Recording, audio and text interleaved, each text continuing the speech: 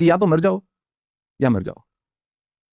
द्वंद्व बाहर का और भीतर का खत्म करना है ताकि मनुष्य मुक्त होकर जीवन को व्यतीत कर सके। फिर इसलिए मुझे कोई ज्यादा फर्क नहीं पड़ा कि मैं गुफाओं, कंदराओं, पहाड़ों में रह रहा हूं, जंगलों में रह रहा हूं, जहां सुविधा नहीं है, व्यवस्था नहीं है। मुझे किसी चीज से कुछ लेना देना ही नहीं था।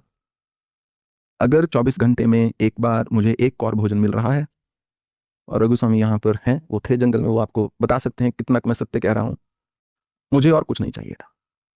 मुझे केवल साधना करनी है, माँ का आवाहन करना है, माँ को पुकारना है, उसी में मुझे जीवन को व्यतीत करना। मोक्षस्य कांक्षा न भव विभव वांछपी न जमे, कि मुझे मोक्ष भी नहीं चाहिए, मुझे कोई सुख वैभव किसी प्रकार से, नेम फेम सक्सेस कुछ नहीं चाहिए, आज भी कुछ नहीं चाहिए मुझे। ऑन द कॉन्ट्रेरी मैं चीजों से भागता हूं।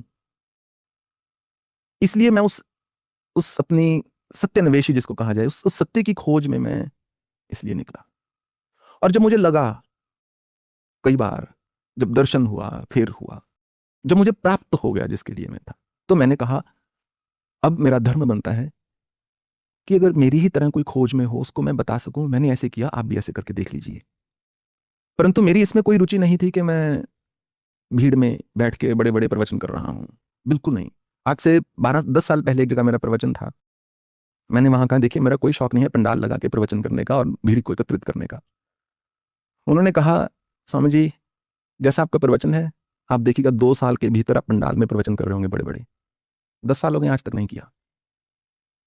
मैंने इस जगह को चुन लिया था पहले ही कि इतनी दुष्कर जगह हो कि कोई पिकनिक के मूड से ना आए यहां पर, कि चलो जट निकला गड्डी लेके, रस्ते च एक मोड़ आया, गाड़ी को उधर मोड़ लिया, ऐसा ना हो। यहां पर वही आए जो आर्थ अर्थार्थी जिज्ञासु या ज्ञानी हो। वो मेरा